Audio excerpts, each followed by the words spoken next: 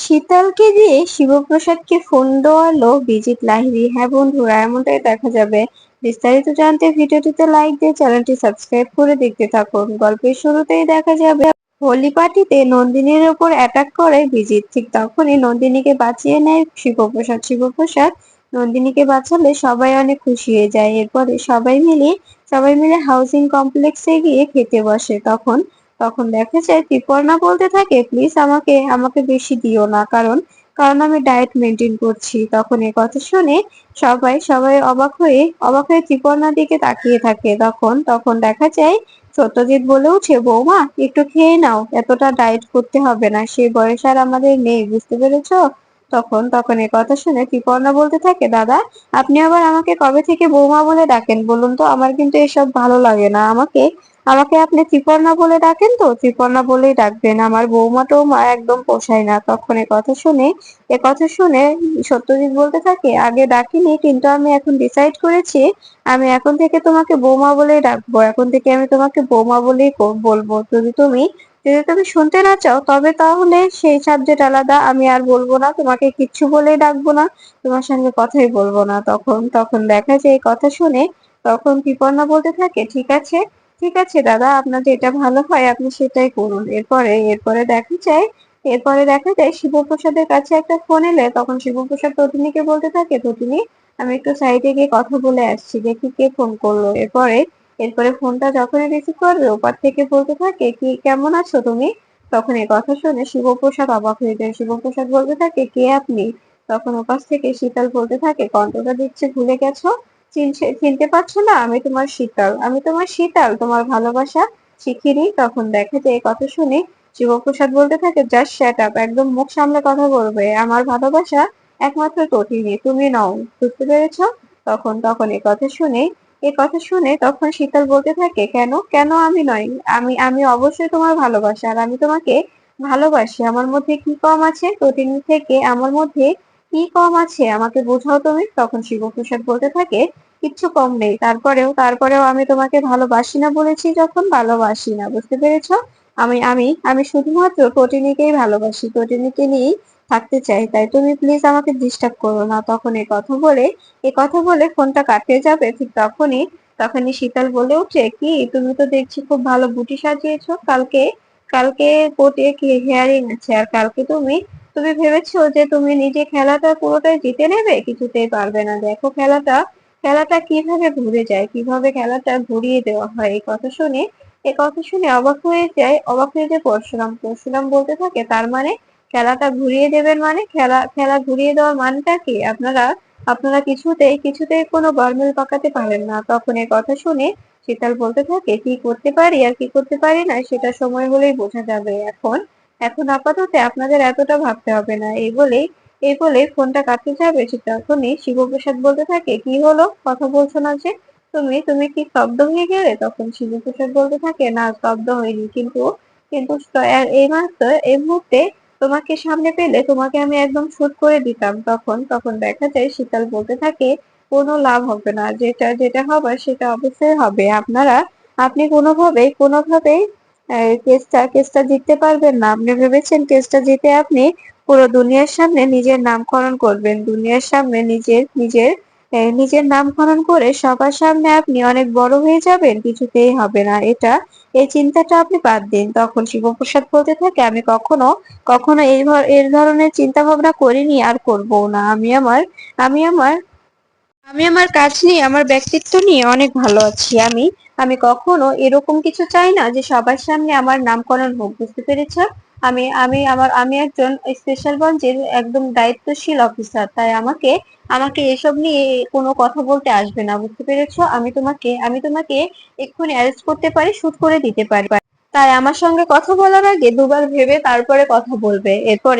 এরপরে দেখা যায় শীতলকে শিবপ্রসাদ বলতে থাকে, তোমাকে কে বলেছে আমাকে ফোন করে এসব বলতে? আর তুমি কি কোথায় আছো? তুমি কোথায় আছো আমাকে বলো, আমি তোমার কাছে যাব আর তোমাকে উচিত শিক্ষা দিয়ে আসবো। তখন এই কথা শুনে শীতল বলতে থাকে, তোমার বউকে দেবো, তোমার বউকে ফোন করে বলি যে তুমি আমার কাছে আসতে চাইছো। তখন দেখা যায় তটিনী বলতে থাকে, আমি এখানেই আছি, মিসেস শীতল গাঙ্গুলি, আমি এখানেই আছি, আমি এখানেই আছি, আপনার কথাগুলো পুরোটাই শুনছি। আপনি যে কতটা জঘন্য, আপনাকে দেখলেই বোঝা যায়। একটা মেয়ে হয়ে আরেকটা মেয়ের সঙ্গে এরকম করে নাটক কি করে করতে পারেন আপনি, বলুন তো? একটা মেয়ে হয়ে আরেকটা মেয়ে সর্বনাশ করতে আপনি দুবারও ভাবেন না। তখন শীতল বলতে থাকে, তুমি বুঝতে পারছো না তটিনী, তোমার স্বামী আমাকে ভালোবাসে, তো ও ডিসিশন নিয়েছে তোমাকে ছেড়ে আমার কাছে আসবে। তখন এ কথা শুনে তটিনী বলতে থাকে, আমি আমার স্বামীকে যথেষ্ট পরিমাণে বিশ্বাস করি। আমি তোমাকে বিশ্বাস করি না, কিন্তু আমি আমার স্বামীকে যথেষ্ট পরিমাণে বিশ্বাস করি। তাই আমি কখনো কখনো এটা মানবো না যে আমার স্বামী আমাকে ছেড়ে তোমার কাছে চলে যাবে। আমাদের মাঝে সে ভরসাটুকু আছে, সে ভালোবাসাটুকু আছে, বুঝতে পেরেছো? তাই আমরা নিজেদের প্রতি সবসময় লয়াল থাকি। এই বলে তটিনী বলতে থাকে, তুমি যদি এখন ফোনটা কেটে দাও তবে খুশি হতাম, কারণ আমাদের বাড়িতে অনেক মেহমান এসছে, তো তাদেরকে আমরা খেতে দিয়েছি, তাদের আপ্যায়ন করা হচ্ছে। এখন এখন কথা বলাটা সম্ভব নয়। এই বলে ফোনটা কেটে দেয় তটিনী।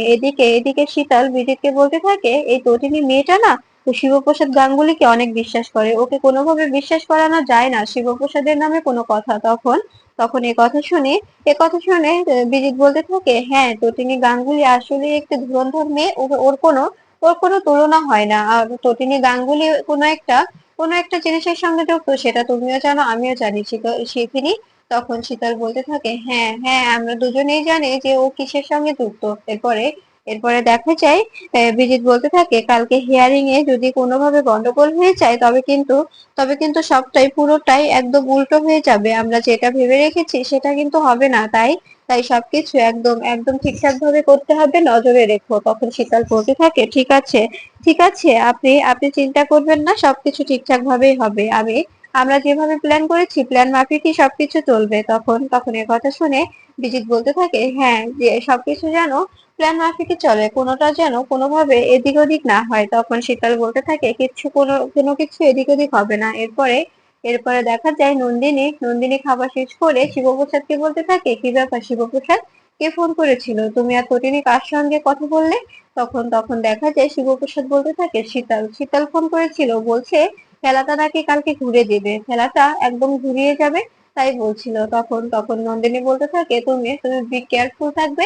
আমি আয়েশিকে নিয়ে পৌঁছে যাবো, আয়েশিকে নিয়ে আমি বি কেয়ারফুল থাকবো। আর আর বাকি থাকলো যে লাট্টু লাট্টু পিকু, এদেরকে তুমি নিজ দায়িত্বে ওখানে নিয়ে যেও, সবকিছু ঠিকঠাক ভাবে করো, আর এভিডেন্স গুলো যেন ঠিকঠাক ভাবে পেশ করা হয়।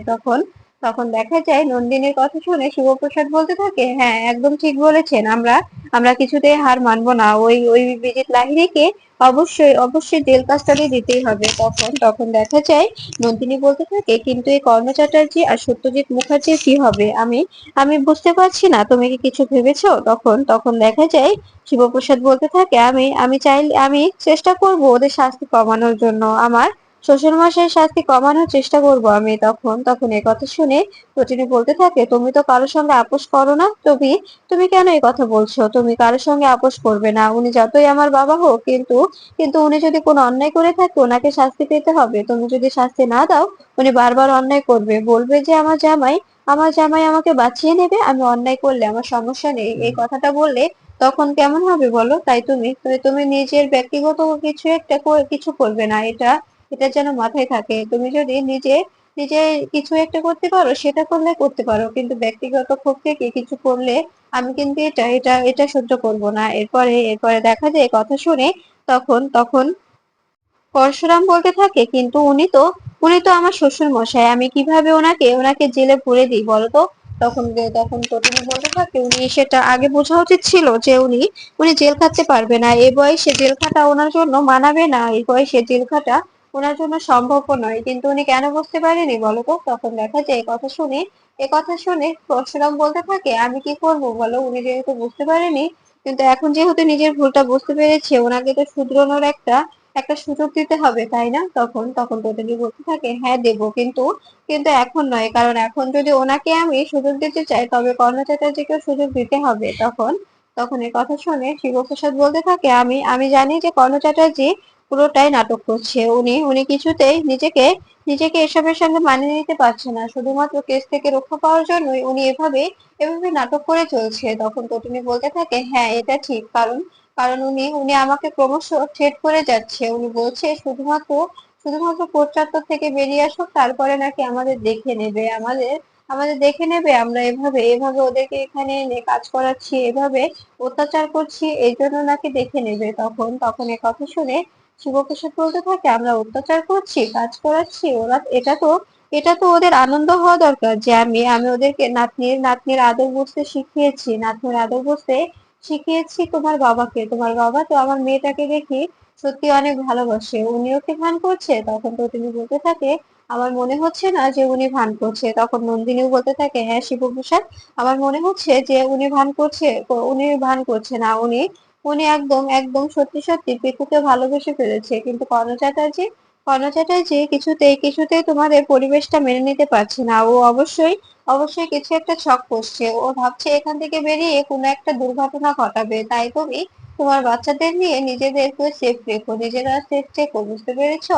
তখন এ কথা শুনে তখন শিবপ্রসাদ বলতে থাকে, আপনি একদম ভাববেন না, সবকিছু সবকিছু ঠিকঠাক ভাবে চলবে, সবকিছু ঠিকঠাকই হবে। আমি কর্ণ চ্যাটার্জি, সত্যজিৎ মুখার্জি সবাইকে কোর্টে তুলবো, তারপরে জজ সাহেব যে রায় দেবে সে রায়টাই আমরা মেনে নেব। তখন তখন দেখা যায় নন্দিনী বলতে থাকে, হ্যাঁ এটাই ঠিক, এটাই ঠিক। পরবর্তীকালে যদি তুমি তোমার শ্বশুর মশাইকে কোনোভাবে বাঁচাতে চাও, তবে তুমি চাইলে পরবর্তীতে কিছু একটা করে ওনাকে বাঁচিয়ে নিতে পারবে, ওনার সাজাটা কমিয়ে নিতে পারবে। কিন্তু আদালত চত্বরে যদি এরকম কিছু করো, তবে কিন্তু তোমার দিকে প্রশ্ন উঠবে, তোমার তোমার তোমার ব্যক্তিত্ব নিয়ে কথা উঠবে, তোমার চাকরি নিয়ে টানাটানি পড়ে যাবে। তাই তুমি কিছু করবে না, এরকম কিছু করবে না। আর ড্যাডি এটা এটা অবশ্যই বুঝবে, তাই আমি ড্যাডিকে বোঝাবো। তখন তখন তো তুমি বলতে থাকে, ড্যাডি তো এই আশাতে এখানে বসে আছে, মনে করছে যে ওকে ড্যাডিকে ও বাঁচাবে। তখন তখন নন্দিনী বলতে থাকে, আমি তো বললাম যে আগে সাজা হোক, তারপরে চাইলে চাইলে লয়ার ধরে ও ড্যাডিকে বাঁচাতে পারবে। কিন্তু এখন এখন কিছু করলে কর্ণ চ্যাটার্জি, বিজিত লাহিড়ী সবাই কিন্তু একদম কথা খেলা ঘুরিয়ে দেবে, একদম খেলা ঘুরিয়ে দেবে। সব দোষ বাবার দিকে ঘুরিয়ে দেবে। যদি বাবার ঘাড়ে পড়ে, তবে কিন্তু বাবাকে আর বের করা সম্ভব হবে না। সারাটা জীবন আমার ড্যাডি ওই ওই অন্ধকার কুঠুরিতে কাটিয়ে দেবে। তখন তখন তো তিনি বলতে থাকে, না আমি কিছুতেই কিছুতেই ড্যাডিকে অন্ধকার কুঠুরিতে কাটাতে দেব না। আমি ওনাকে ওনাকে এই খোলা আকাশের নিচেই রাখবো। আর উনি উনি যদি নিজেকে শুধরাতে পারে, তবে সারা জীবন এই খোলা আকাশের নিচেই থাকবে। আর যদি না পারে, তবে তো ওনার জন্য জেল বরাদ্দ, ওনাকে জেলে যেতেই হবে। তখন আর আমাদের করার কিছুই থাকবে না, কারণ উনি যদি ক্রমশ ক্রমশ অন্যায় করে যায়, বারবার তো আর অন্যায়ের ক্ষমা করা যায় না, তাই না?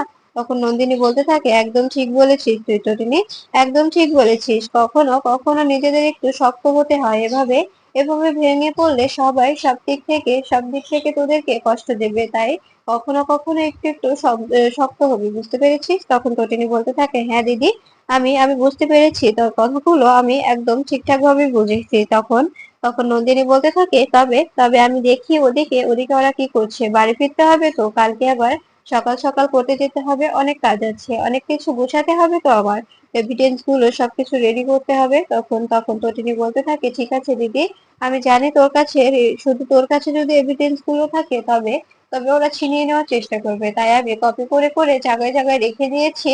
আর সেগুলো একটা হেরে গেলে আরেকটা বের করা যাবে, আরেকটা হেরে গেলে আরেকটা বের করা যাবে। ওরা ওরা এবার অবশ্যই শাস্তি পাবে। অনেক অনেক এরকম অনেকভাবে বেঁচে গেছে, কিন্তু আর নয়, বিজিত লাহিড়ীকে অবশ্যই শাস্তি পেতে হবে। ও ক্রমশ ক্রমশ অন্যায় করে যাচ্ছে, অন্যায় করে মাথা উঁচু করে বাঁচছে। কিছুতেই ওকে মাথা উঁচু করে বাঁচতে দেওয়া যাবে না। ওকে ওকে অবশ্যই অবশ্যই শাস্তি পেতে হবে, শাস্তি দিতে হবে। তখন নন্দিনী বলতে থাকে, হ্যাঁ হ্যাঁ, আমি শাস্তি দেবো ওকে, তুই শুধু আমার পাশে থাকলেই হবে। তুই আর পরশুরাম যদি আমার পাশে থাকিস, তবে তবে বিজিত লাহিড়ীকে শাস্তি দেওয়া আমার পক্ষে কোনো অসম্ভবই নয়। আমি অবশ্যই অবশ্যই আমি ওই বিজিত লাহিড়ীকে শাস্তি পাইয়ে দেবো, ওকে আমি জেলের ঘাড়ে টানাবো, জেলের পিছনে রাখবো।